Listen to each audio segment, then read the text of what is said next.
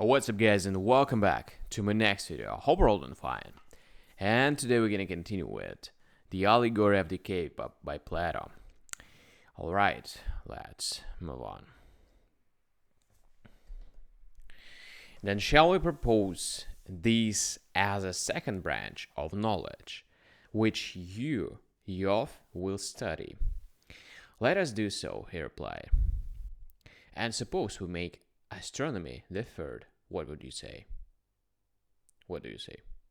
I'm strongly inclined to it, he said. The observation of the seasons and of months and years is as essential to the general as it is to the farmer or sailor. I'm amused, I said, at your fear of the world, which makes you guard against the appearance of insisting upon useless studies, and I quite admit the difficulty of believing that in every man there is an eye of the soul which, when by other pursuits lost and dimmed, is by this purified and re-illuminate,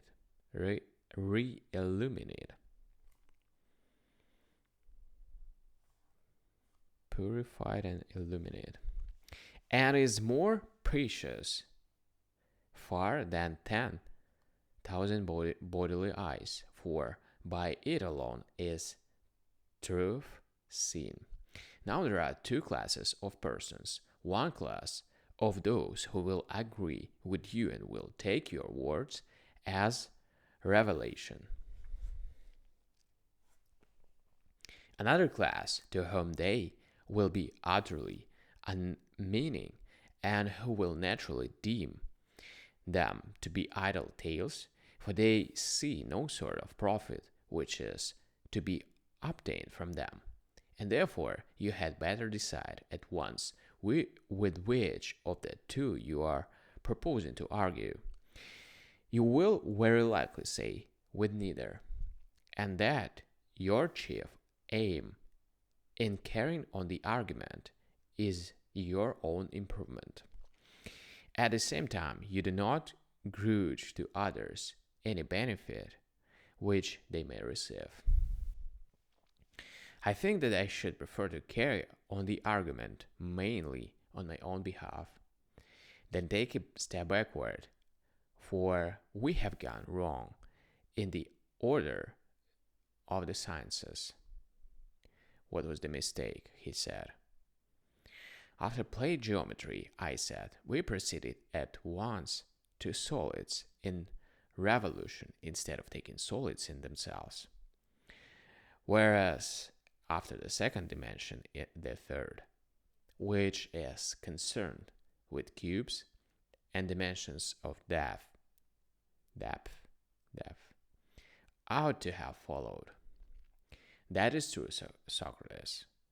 But so little seems to be known as yet about these subjects.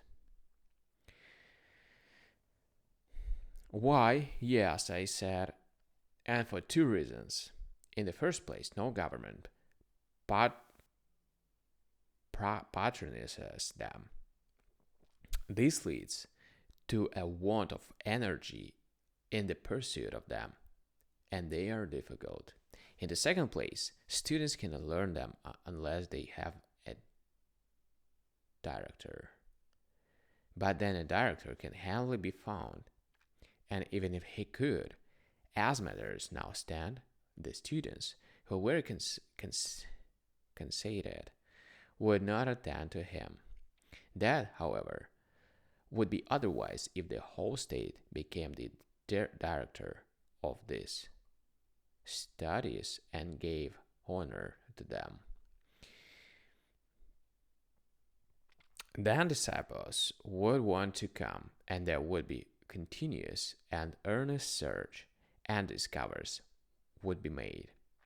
Since even now, disregarded as they are by the world and maimed of their fair proportions and although none of their what wateries can tell the use of them. Still, these studies force their way by their natural charm, and very likely, if they had to help of the state, they would someday emerge into light.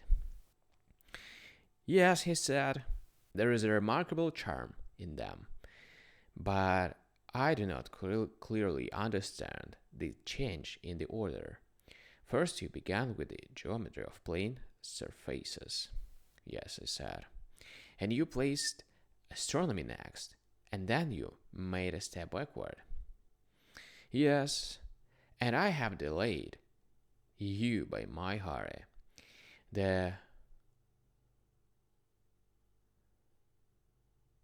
ludicrous, ludicrous state of solid geometry, which in natural order should have followed, made me pass over this branch and go on to astronomy or motion of solids.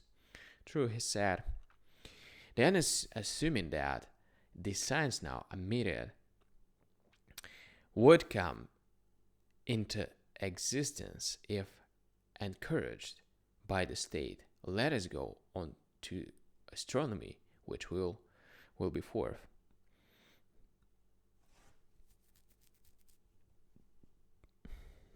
The right order, he replied. And now, Socrates, as you rebuked the vulgar manner in which I praised astronomy before, my praise shall be given in your own spirit. For everyone, as I think, must see that astronomy compels the soul to look upwards and leads us from this world to another. Everyone but myself, I said. To everyone else, this may be clear, but not to me. And what then would you say? I should rather say that those who elevate astronomy into philosophy appear to me to make us look downwards and not upwards. What do you mean? He asked.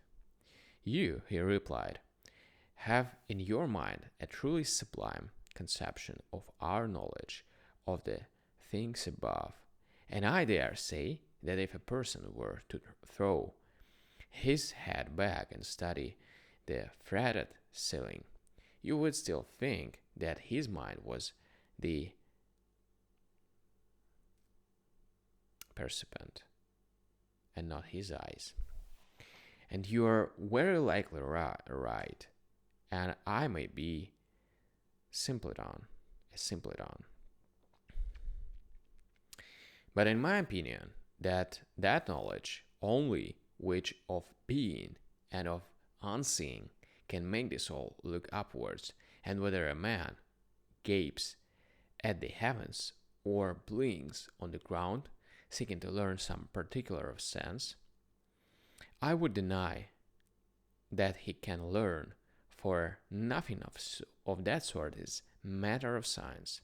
His soul is looking downwards, not upwards, whether his way to knowledge is by water or by land, whether he floats or only lies on his back. I acknowledge, he said, the justice of your rebuke. Still, I should like to ascertain how astronomy can be learned in any manner more conducive to that knowledge of which we are speaking.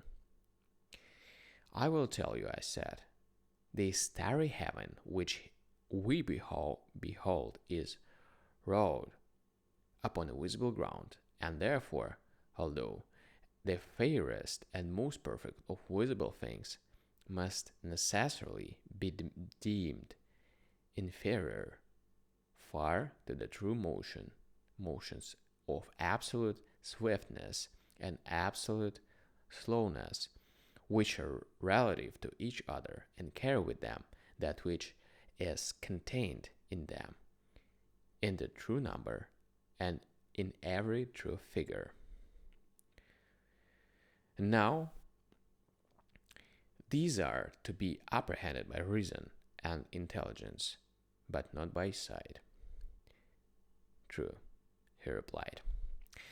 Alright, guys, we're gonna continue tomorrow. Thank you for joining me today. See you tomorrow. Bye.